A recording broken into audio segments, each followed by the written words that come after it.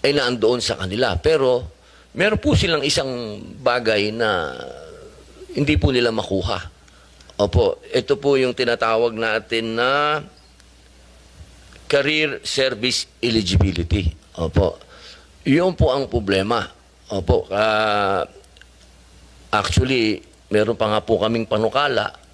Pero para po sa akin, kung madadaan naman natin to sa usapan sa inyong civil service resolution, bakit pa natin pag-aaksayahan ng budget ng bayan, paghihiringan pa, pag-uusapan pa, di ba po? Kung pwede naman po ninyong, sabi nyo nga po kanina, inclusive, ano? Dapat inclusive ang gobyerno natin, lalong-lalo na po sa mga katutubo, ano?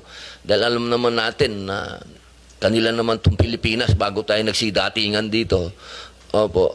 At tanggap natin na special sila. Opo, very special sila sa atin, ano? Yung